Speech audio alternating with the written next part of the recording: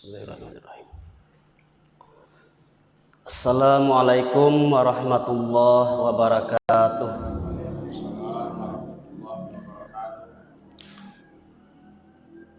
Bismillahi walhamdulillah wassalatu wassalamu ala sayyidina rasulillah wa ala alihi wa sahbihi wa mawalah wa la hawla wa la quwwata illa billah. Subhanaka la ilma lana illa ma'allamtana innaka antal alimul hakim. Qala rabbi shrah li sadri wa yassir li amri wahlul 'uqdatam min lisani yafqahu qawli. Bapak Ibu para jamaah salat subuh, semoga kita semua dirahmati oleh Allah Subhanahu wa taala. Baiklah, pagi ini kita lanjutkan kuliah subuh kita. Pagi ini kita akan baca hadis yang kedua di dalam kitab Hadis Arba'in karangan Imam An-Nawawi.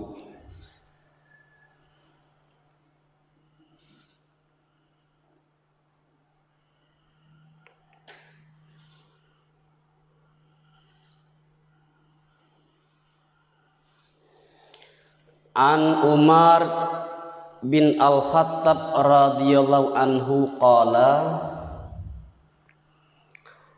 bainama nahnu julusun inda Rasulillahi sallallahu alaihi wasallam zata yaum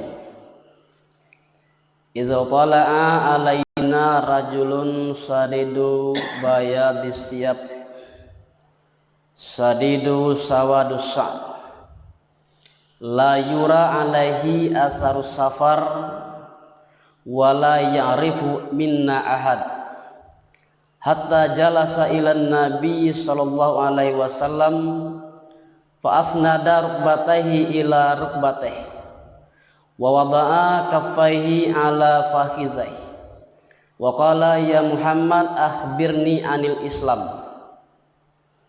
Faqala Rasulullah sallallahu alaihi wasallam an tashhada an la ilaha illallah wa anna Muhammadar Rasulullah wa tuqimas shalah wa tu'ti zakah wa tasumar ramadan wa tahujjal baita in istata'ta ilaihi sabila.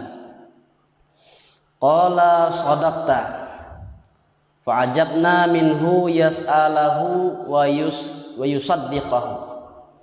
Qala fa akhbirni anil iman. Qala an tu'mina billahi wa malaikatihi wa kutubihi wa rusulihi wal yawmil akhir wa tu'mina bil qadri khairihi wa syarrihi. Qala sadaqta. Qala fa akhbirni anil ihsan. Qala an ta'budallaha ka'annaka tarahu fa illam takun tarahu fa innahu yarak. Qala fa akhbirni anis sa'ah. Qala mal mas'ulu anha bi a'lamu minas sa'il. Qala fa akhbirni an amaratiha. Qala an talidal amatu rabbataha wa antaral hafatal aratal alata ri'a as-sa'i yatatawaluna fil bunyan. Thumma intolaka falabitha milyan. Thumma qala ya Umar atadri manis sa'il.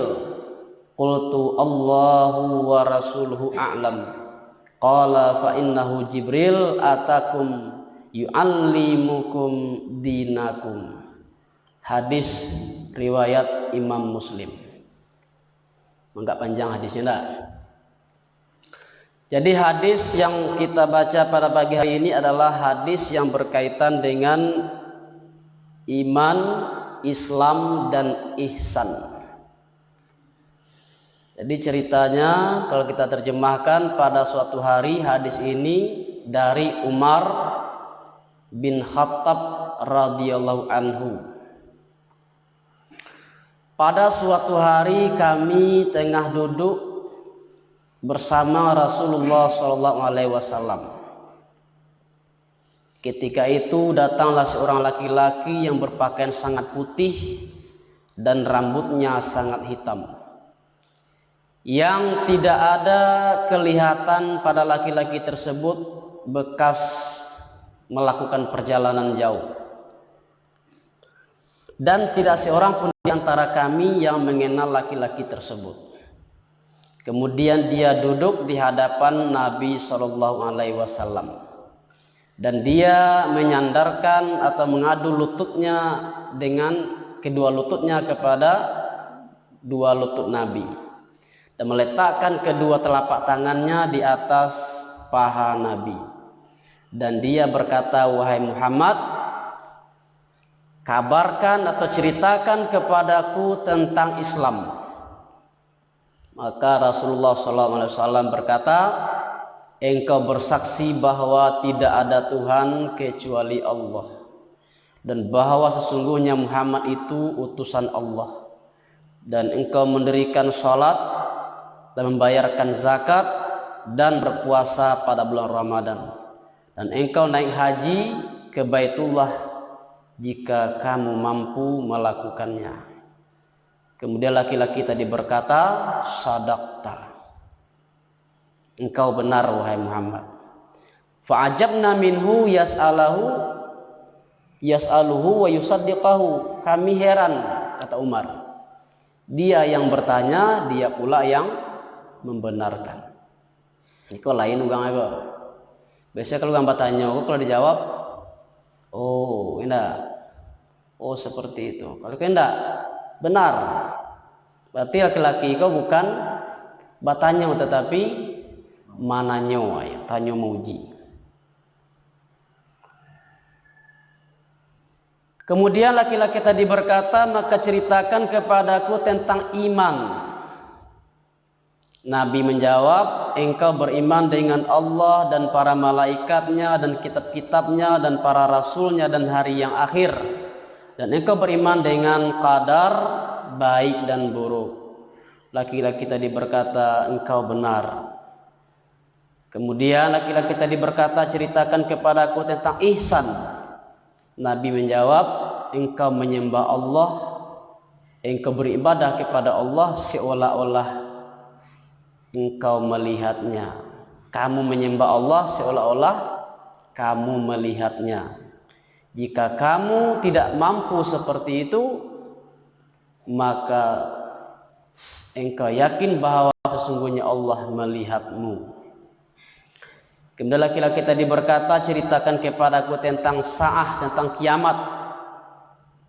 Nabi menjawab, "Yang ditanya tidak lebih tahu dari yang bertanya." Kemudian laki-laki tadi berkata, "Ceritakan kepadaku tentang tanda-tandanya." Nabi berkata, "Apabila budak telah melahirkan tuannya, dan apabila penggembala kambing telah berlomba-lomba membangun bangunan yang tinggi." Kemudian laki-laki tadi pergi. Tidak lama setelah itu Nabi berkata, "Wahai Umar, apakah kamu tahu laki-laki yang bertanya tadi?" Saya menjawab, "Allah dan Rasulnya yang lebih tahu." Nabi berkata, "Dia adalah Jibril. Dia datang kepadamu untuk mengajarkan kepadamu tentang agamamu." Jadi rupanya laki-laki yang datang tadi adalah malaikat Jibril. Jadi hadis yang kedua dalam hadis arba'in ini juga termasuk hadis yang berbicara tentang hal-hal yang mendasar dalam agama kita, yaitu agama Islam. Dari hadis ini dipahami bahwa ajaran Islam itu terbagi kepada 3 dimensi utama. Yang pertama adalah dimensi keimanan atau akidah. Yang kedua dimensi amal atau Islam. Yang ketiga adalah dimensi akhlak tasawuf yang disebut dengan ihsan. Jadi walaupun dalam hadis ini yang dikatakan iman adalah rukun iman yang 6 yang sudah lama kita ketahui, Jadi katakan Islam adalah rukun Islam yang 5. Tetapi iman bukan hanya sekedar rukun iman yang 6 itu. Rukun artinya adalah tiang. Jadi pokok-pokok dari keimanan itu adalah yang 6 tersebut. Tetapi apabila kita bicara tentang iman, itu adalah menyangkut akidah, menyangkut keyakinan. Jadi para ulama telah menyusun suatu ilmu yang berkaitan dengan hal-hal yang berkaitan dengan keimanan, itu disebut dengan ilmu usuluddin atau ilmu akidah atau ilmu tauhid. Yang kedua, ilmu yang berkaitan dengan hal-hal yang berkaitan dengan amal. Jadi walaupun rukun Islam itu hanya 5, tetapi aspek-aspek yang berkaitan dengan Islam itu sangat luas sekali. Dan para ulama juga sudah menyusun ilmunya, itu disebut dengan ilmu fikih, ilmu fikih, atau orang tua-tua dulu menyebut ilmu pekah. Nah, pekah atau fikih. Itu berkaitan dengan amal ibadah yang zahir. Yang ketiga yaitu ihsan. Para ulama juga sudah menyusun satu ilmu yang disebut dengan ilmu akhlak dan tasawuf. Jadi di sini dijelaskan bahwa ihsan adalah anta'budallaha ka'annaka tarahu. Kamu menyembah Allah seolah-olah kamu melihatnya. Amkasu itu artinya adalah kita menghadirkan hati kita ketika beribadah tersebut. Hadir hati bersama Allah. Jadi kalau seandainya manusia itu, orang yang beriman itu, seorang muslim itu beribadah pada level ihsan, seperti yang saya sampaikan contoh beberapa hari yang lalu, mungkin tidak ada manusia itu yang terburu-buru sholatnya. Kalau kita ambil contoh, kalau kita diundang presiden kini ke istana, tiba kita di istana tu, bah kira-kira sikap kita. Mungkinkah kita jalan balai lagi, atau jalan terburu-buru? Pasti tidak. Pas kita masuk di istana itu, kita lah mulai itu menjaga sopan santun, jalan lambe-lambe. Apalagi kalau kita lah masuk ke ruangan istana itu, pasti kita menjaga tingkah laku, sopan, jalan tanang-tanang. Kemudian kita bertemu dengan presiden, bahas sikap kita kira-kira. Pasti kita agak hormat.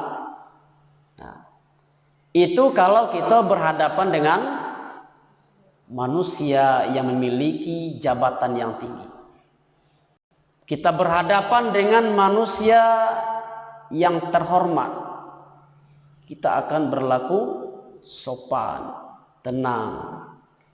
Nah, sholat itu kita menghadap Allah Subhanahu wa ta'ala. Jadi kalau kita mengamalkan ihsan itu, maka itu tidak akan salat itu tidak kalau kita terburu-buru. Dan kalau kita mengamalkan ihsan itu, kita akan ada merasa khasyah. Apa itu khasyah? Rasa takut. Ya, kita berhadapan dengan orang besar, pasti ada rasa takut tadi, rasa gementar, rasa apa? Grogi, ya. Nah, begitu kita berhadapan dengan penguasa di dunia. Nah, salat itu kita berhadapan dengan Allah Subhanahu wa ta'ala. Jadi ihsan itu adalah setiap kita beribadah, kita menghadirkan hati kita. Maka itu dikatakan oleh Syekh Jalaluddin, seorang pemuka dalam tarekat Naqsabandiyah. Tujuan tasawuf itu adalah dawamul ubudiyati ma'a dawamu huduril kalbi ma'allah, senantiasa beribadah dan senantiasa hadir hati bersama Allah. Jadi ini yang dikembangkan menjadi ilmu tasawuf. Zahirnya kita sholat itu anggota tubuh kita beribadah, batinnya hati kita juga ikut beribadah dengan zikrullah, dengan ingat Allah. Jadi kalau seandainya anggota tubuh kita beribadah tetapi hati kita tidak hadir bersama Allah, maka ibadah kita itu bagaikan tubuh tanpa ruh. Karena itu para ulama seperti Imam Al-Ghazali mengatakan bahwa setiap ibadah yang zahir itu ada ruhnya. Dan ruh dari sholat itu adalah zikrullah. Jadi kita sholat, hati kita ingat Allah. Kita baca Al-Quran, hati kita ingat Allah. Kita zikir, hati kita ingat Allah. Jadi jangan sampai kita beribadah tapi pikiran kita masih dunia dan segala isinya. Jadi karena itu berarti amal kita hanya bagaikan tubuh yang tanpa ruh. Jadi dari hadis ini juga ibu bapak jamaah rahimakumullah, para ulama menyimpulkan bahwa mempelajari cabang ilmu yang 3 ini hukumnya fardu ain bagi setiap muslim. Sabda Rasulullah SAW, talabul ilmi faridatun ala kulli muslimin wal muslimat. Menuntut ilmu itu wajib hukumnya bagi setiap orang yang beriman, baik itu laki-laki maupun perempuan. Ada ilmu itu yang mempelajarinya fardu kifayah. Apa itu fardu kifayah? Yang kewajibannya hanya bukan untuk semua orang, tetapi pada satu komunitas, satu kelompok masyarakat. Nah, seperti mempelajari ilmu kedokteran contohnya. Jadi kalau tidak ada orang jadi dokter, tidak ada tampik gitu bobe, tidak. Maka mempelajari ilmu kedokteran itu hukumnya fardu kifayah.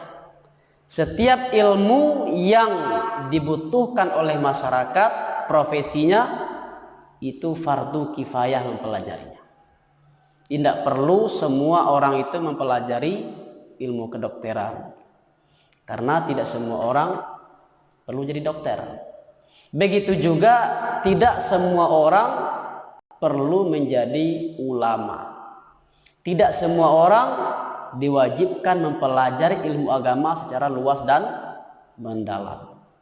Jadi kalau menjadi ulama, menjadi guru di bidang agama, itu harus mempelajari banyak cabang keilmuan. Jadi lebih dari 10 cabang keilmuan.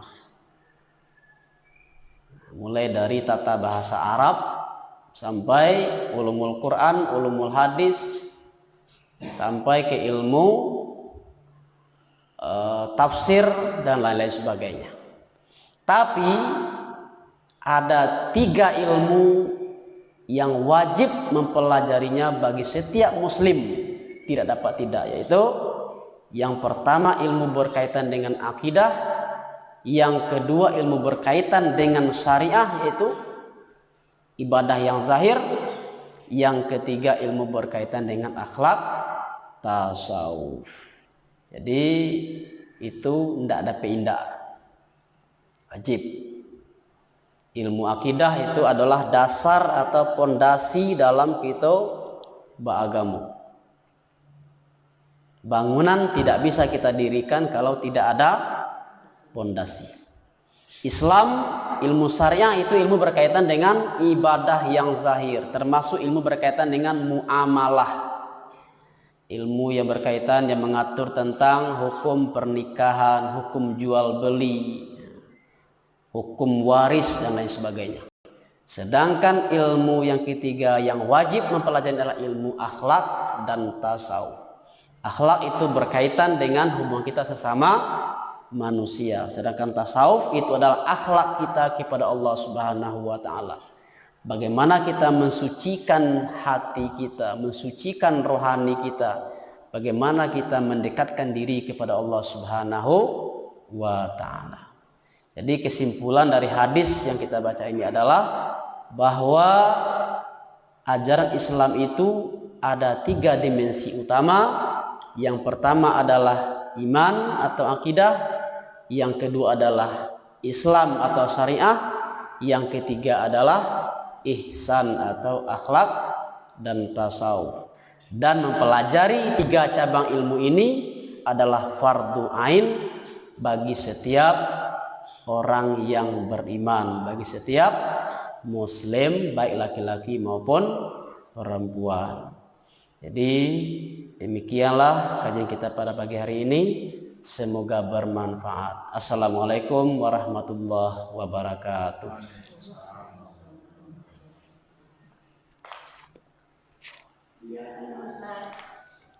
Kuliah